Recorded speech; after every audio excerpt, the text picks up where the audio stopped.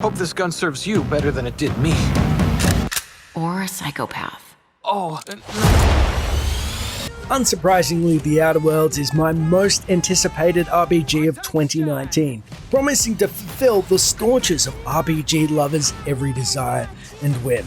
Well, almost. And although it promises to be peppered with unique surprises and the true heart of a stellar role-playing game, it is also missing a few things I personally would have thought were a no-brainer in 2019. So here's my list of 5 good and 5 bad things I've found about The Outer Worlds. Lord, all their lackeys, they're all a bunch of swine!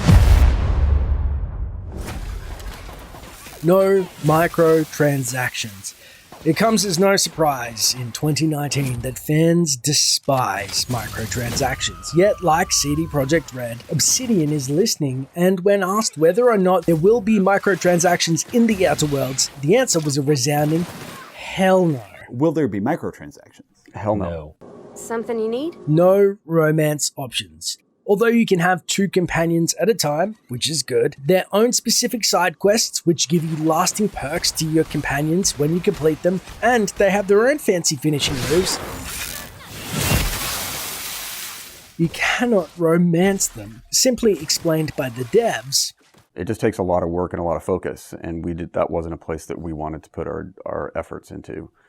which is understandable to a degree, but personally, I like to roll a dashing Lothario, who, in multiple playthroughs, will woo my entire crew for shits and giggles. One playthrough, their husband is alive and well. The next, you're comforting their grieving widow. There's drama, there's tears, there's loving and consoling to be had.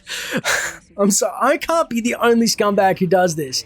Does anybody else just, as soon as you get a new companion, mentally you just measure them up secretly if they're going to be a good match in which playthrough you're going to try a potential freak session with? Again, surely I can't be the only one. At the end of the day, if you can't get it on in space, what's it all for?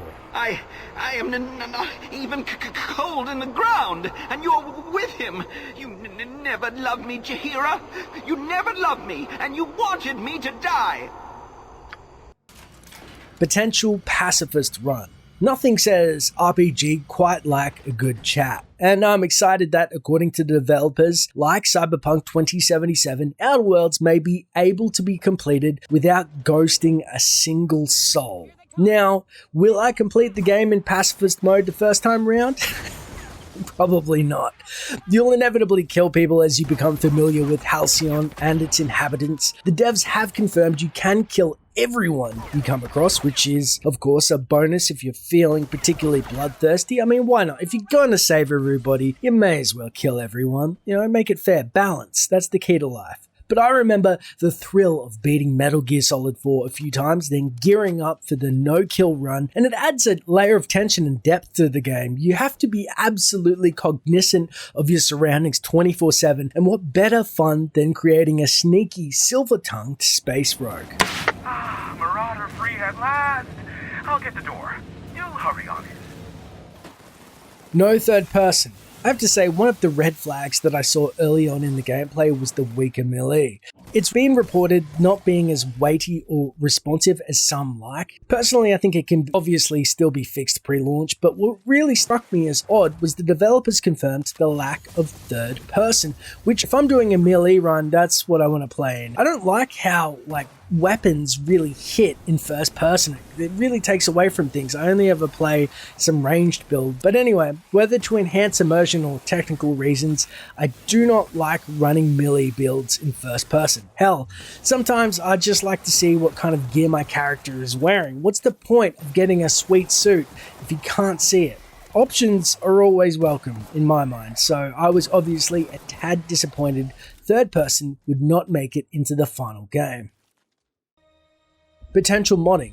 If you ask fans of The Elder Scrolls, Fallout, GTA 5, or a plethora of games what gave them longevity, the answer ultimately is the modding community. Obsidian, with its long and storied history with supporting mods, has said that they are wisely looking into doing so again with The Outer Worlds, but are just unsure on official implementation at this point. How that works on the Switch, I don't know, but it is coming to the Switch.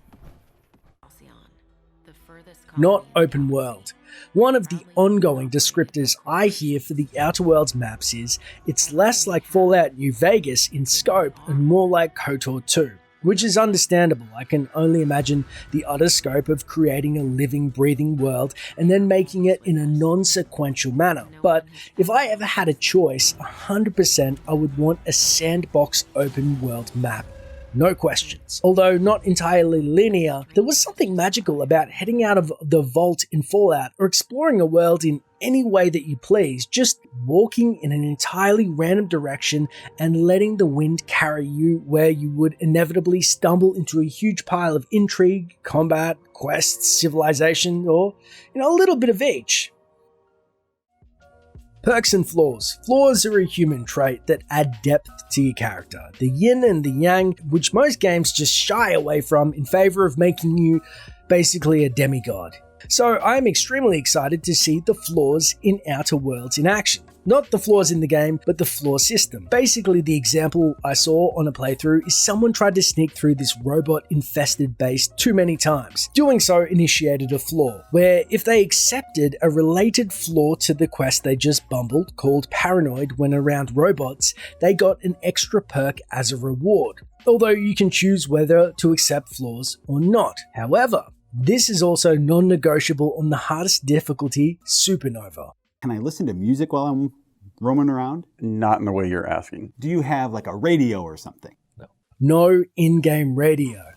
Although I am yet to really experience the Outer Worlds musical selection, as the people who have tested the game have been reporting that the game was eerily quiet and devoid of an official soundtrack. Developers have confirmed that there is no in-game radio, which is a shame. Although not everything should be held against a Fallout standard, KOTOR had its own unique Star Wars soundtrack and theming that worked.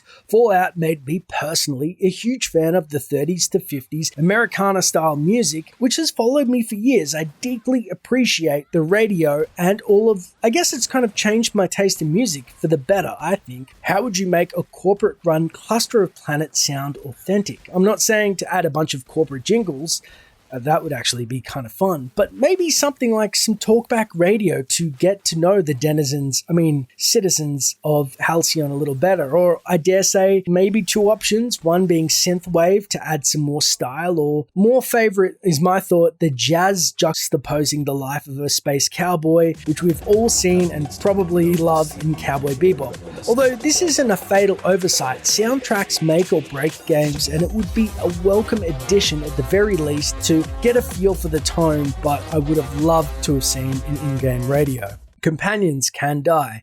In true New Age RPG fashion, companions will go unconscious when hit with enough damage, but in an old school RPG style on the Supernova difficulty, they will suffer from permadeath. It adds a certain weight to your actions, decisions, and mourning a favorite character's passing. It sounds weird, but it makes you appreciate the ones you have left all the more.